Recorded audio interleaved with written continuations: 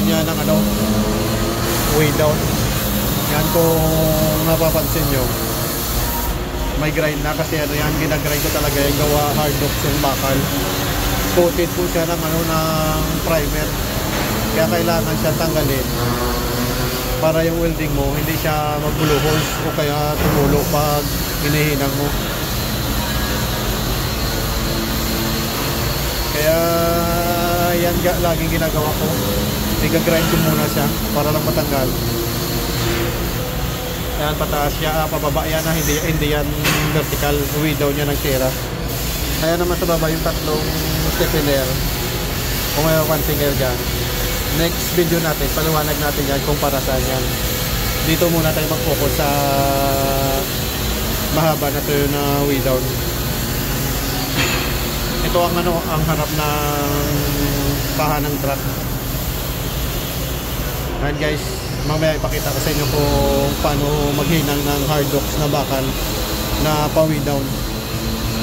Naka-ready na yan siya. Ayan guys, tirahin na natin.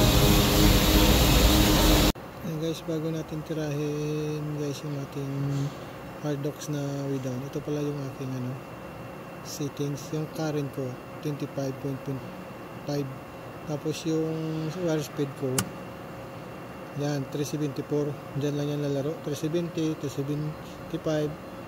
Tapos nagdidepende yan sa machine kung ano, kung anong current yung gagamitin ko. Pag itong machine ginagamit ko ganito, 25.5.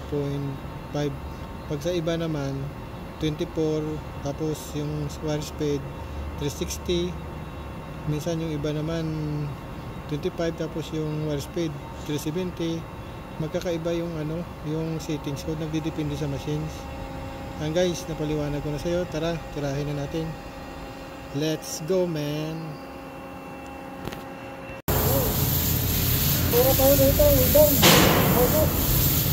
Okay.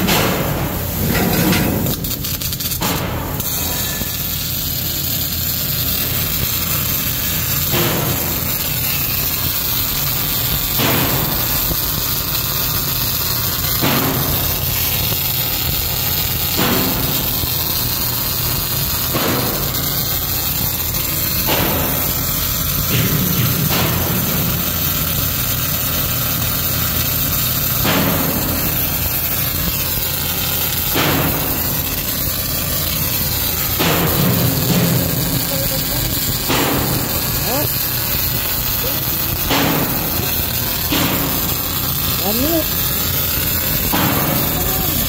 Oh? Ayo? Ayo?